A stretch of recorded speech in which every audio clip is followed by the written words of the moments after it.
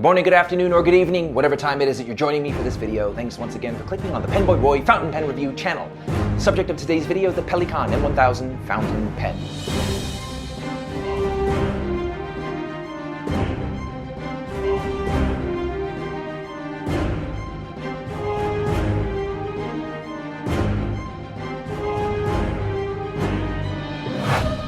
Before I get started, don't forget that these t-shirts are still available. They are sold exclusively at inkjournal.com. The link is in the description below. They are sold by my buddy Tom, the Odd Oink, who happens to also be my co-host on the PenBoyRoy Pentertainment podcast. Make sure you check out that podcast on any of the podcast apps available in the planet. Just be forewarned. It's not for children. You have been warned. The brand Pelikan was officially established in the year 1838 by a man named Carl Hornemann. Later in the year 1871, the company's resident chemist and plant manager, a man named Gunther Wagner, made his family's emblem into the company's logo. That emblem and logo that we now associate with the brand is the Pelikan. It wasn't until the year 1929 the brand made a fountain pen. Later in the year 1950, the brand released the M400 fountain pen. And it wasn't until the year 1997 that the brand injected their M400 model with steroids and growth hormone to produce the pen in question today, the Pelikan Souverän M1000 fountain pen. The word Souverän in German translates to sovereign or superior, and it's a label designation given to their higher-end pens, starting with the aforementioned M400, and it extends all the way to the granddaddy of Pelikan pens with this lightsaber of a pen, the M1000. This pen was designed as a larger, beefier version of the M400, but as with all the M-series Souverän pens, retains the same design and function. It's just bigger and badder. Like I said, it's on steroids. This pen, as I understand it, was made to compete with the biggest and the baddest of pens out there, including the likes of the Mont Blanc Meisterstück 149. The guys at Pelikan were probably thinking that they too should cash in on the success that comes with the enjoyment of writing with inexpensive cucumber. That's all I have for the background information. Moving on to the neutral zone. Those elements about the pen that are neither good or bad, or can be good or bad, depending on you. The nib is a proprietary condor-sized, in-house made two-tone 18-karat gold nib. On the face of the nib, we have very elegant swirls decorating the shoulders of the nib. Underneath the breather hole, we have the logo of the big pelican allegedly feeding a baby pelican. I maintain that it's actually a really big bird about to eat a way smaller bird. Just kidding, don't freak out. The feed is also an in-house made feed designed to specifically fit with the Pelikan nibs. The nib and feed are friction fit into an unscrewable nib unit housing that screws into the section. The section starts with a gold-plated ring. The section has a tapering design that tapers towards the nib. The section threads are part of the section used for capping and are rather thin and close together, making contact with fingers while writing a non-issue. After the section threads is the barrel. The barrel is an ever so slightly bulging cylinder made of cellulose acetate. It has green and transparent stripes running up and down the length of the barrel. At the end of the barrel is the solid black-colored unscrewable blind cap that starts with two gold-plated rings. The blind cap tapers slightly to the rounded end. Like the blind cap, the cap is also solid-colored black. The finial has a rounded top step design with a big bird about to eat the tiny bird logo laser etched onto it. The clip is the classic Pelikan beak design clip and starts with the nostrils at the top and swells out to the end of the beak clip. The clip is not the tightest clip out there, but is tight enough to serve its purpose. The center band is a double ring gold-plated center band with the larger of the two bands imprinted with the words Pelikan Souverän Germany around the length of the band. The pen was packaged in this white cardboard box with the brand and logo at the top and a hole on the end. Open up that box and you have the classic gray and brown shoebox style box. Lift off the top and you reveal a leather type pen pouch holding your pen. Open up that pouch and you have your pen in a plastic pen bag with a tag attached. In the lower half of the box is a removable shelf that reveals a secret compartment that has two little booklets wrapped in tissue paper. I think that's a really nice touch. One is a booklet with instructions and the other is a booklet with other Pelikan products that you will for sure want. That's all I have for the neutral zone. Moving on to the good. Those elements about the pen that are good. This nib is huge. It's like writing with a leaf made of gold. And you know I'm exaggerating, but it's how I express how I feel writing with this pen. I mean, really, this nib is huge, and being that it's an 18-karat gold nib, man, it sure is soft. It's so soft that one could achieve some pretty decent line variation. But listen to me.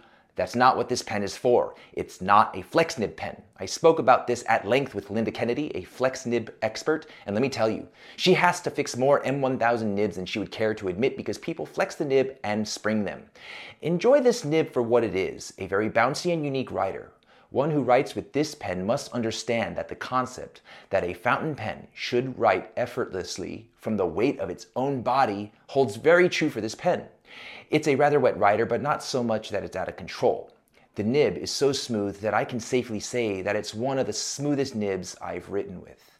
I myself enjoy tooth and feedback in a nib. However, the way this writes is so unlike many pens, I can't help but love the writing experience.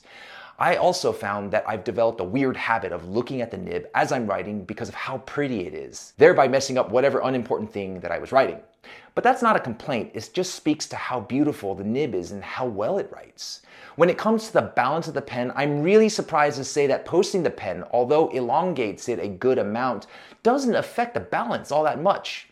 It's almost unnoticeable in my opinion, so whether it's posted or not, the feel of the pen and balance is pretty much spot on. I generally don't post pens, but I like to have the option, and pens that feel well balanced when posted or not earn extra brownie points with me. I want to talk about the build of the pen.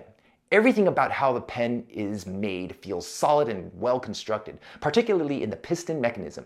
It's so super smooth and feels really well put together. Oftentimes I see pictures of vintage Pelikan pens that survive the test of time.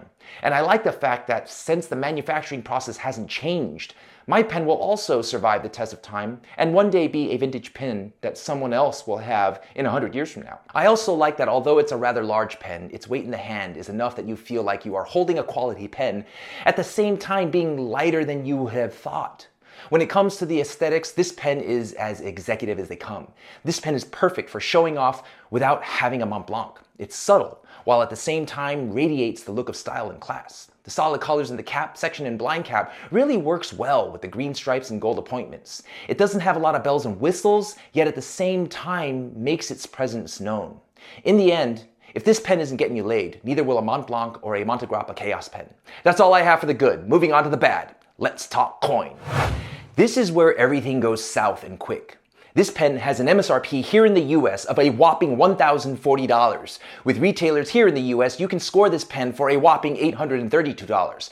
Now, here's where it's a kick in the nuts, with steel-toed boots no less. See, that's the pricing here in the US. If one were to look outside the US, you would find this pen easily for $300 less from authorized dealers selling legitimate products. Now, here's the problem with that. If customers in the US decide that they are going to buy the pen from European sellers because of the price difference, and I can't blame them, it puts our US retailers in a very, very bad position. It puts them in a situation where they are forced to buy their stock from the US distributor, oftentimes for what the retail price is in Europe for the end user. Then sit on that stock while their customers buy the pen for $300 less from European sellers. What you have in the end is US retailers not selling their stock, held hostage by rules of distribution. Eventually, those retailers, in order not to lose money in stock that won't sell, will have no choice but to stop carrying the brand. It also causes confusion with the brand's value. That's all I have for the bad. Moving on to the ugly. Those elements about the pen that should not be, but are.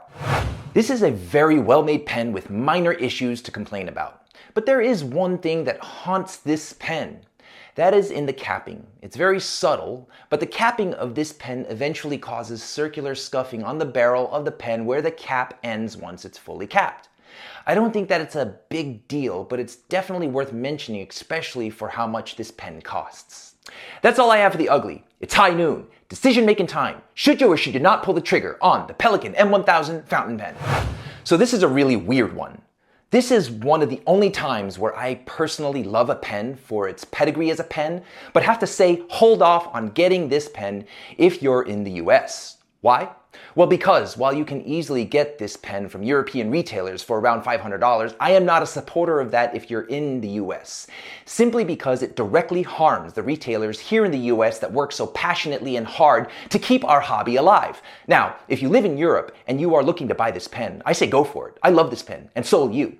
But with regard to the US market and how inflated the pricing is, I cannot recommend we endure this kind of price gouging. It's simply unfair, and we're not idiots. I don't know who is to blame. It's either the brand charging the US distributor too much, or the US distributor chart pack taking too much of the pie and charging the retailer too much. Listen, either way, it's a situation where someone needs to do better. It's really unacceptable. It's an unacceptable situation that in the end harms the brand, the retailer, and of course, us, the fountain pen enthusiasts. I am pissed off with how much money I laid out to buy this pen for review. It's an inexcusable situation where it promotes honest users to stick their hand in the jar of the gray market, which in the end is bad for everybody. Wake up, Pelikan. Wake up, Chart Pack. The United States of America accounts for a large portion of fountain pen enthusiasts in the world. Do not sleep on this. Somebody cowboy up and fix this. That was my review of the Pelikan M1000 fountain pen. Hope you found it helpful. Thanks again for watching. Love you guys. Be well, be safe.